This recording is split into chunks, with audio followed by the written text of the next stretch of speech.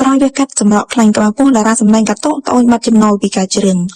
ក្នុងមួយឆ្នាំតារាសម្ដែងអ្នកនាងសុកចន្ទធីតាហៅកាត់តោអាចរកប្រាក់ចំណូលបានច្រើនគួរសមពីអាជីពច្រៀងការដោយឡែកថ្មីនេះនាងត្អូញត្អែថាបានបាត់ចំណូលច្រើនពីអាជីពនេះបើប្រៀបធៀបទៅនៅឆ្នាំមុនដោយមហាជនបានដឹងស្រាប់ហើយថាក្នុងរដូវរៀបការម្ដងតារាសម្ដែងកាត់តោដើរច្រៀងកាត់សោះក្នុងវិថីមួយថ្ងៃចាប់ពី2រោងទៅ3រោងស្ទើរតែរកពេលវេលាសម្រាប់គ្មានចម្លែកអ្វីតែឆ្នាំនេះមិនសូវមានគេហៅកាត់សក់ច្រៀងការដោយកាលពីមុនសោះជួបជាមួយតារាកំ pl ែងអ្នកនាងកាត់តោកាលពីពេលថ្មីនេះអ្នកនាងបានបញ្ជាក់ប្រាប់ថាការងារច្រៀងការឥឡូវស្ងាត់ណាស់ប្រហែលជាវិបត្តិសេដ្ឋកិច្ចធ្វើឲ្យគ្រប់គ្នាមិនហ៊ានរៀបការហើយមើលទៅតែទោះជាយ៉ាងណាក៏បានងាកមកធ្វើការងារផ្សេងទៀតដើម្បីរកប្រាក់ចំណូលចិញ្ចឹមគ្រួសារខណៈដែលការងារមិនសូវមមាញឹកដូចមុនតារាកំ pl ែងអ្នកនាងកាត់តោបានទៅហាងកែសម្ផស្សមួយកន្លែងពេលកាត់សម្រក់ខ្លាញ់ក្បាលខ្ពស់ដើម្បីបានរាងស្អាតកប់ចិត្តស្វាមីអ្នកនាងកាត់តោបាននិយាយដោយមិនលាក់បាំងថាធម្មតាអាយុយើងច្រើនហើយត្រូវកែសម្ផស្សខ្លះដើម្បីឲ្យកាន់តែស្រស់ស្អាត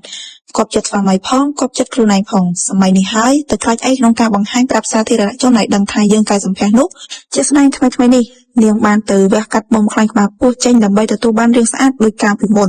មកវិញសុខភាពរបស់នាងពេលនេះបានល្អប្រសើរច្រើនហើយអាចបំពេញការងារគ្រប់សពបែបយ៉ាងទាំងអស់ស្ថិតក្នុងវ័យ65ឆ្នាំតារាកំ pl ែងកាត់តោកំពុងបណ្ដុះបណ្ដាលកូនស្រីឲ្យដើរតាមគន្លងរបស់ខ្លួនពីព្រោះនាងមានដងខាងសិល្បៈដូចជាម្ដាយខ្លួនផងដែរតែទោះជាយ៉ាងណាអ្នកនាងកាត់តោចង់ឲ្យកូនស្រីរៀនសូត្រឲ្យបានជ្រៅជ្រះជាមុនសិន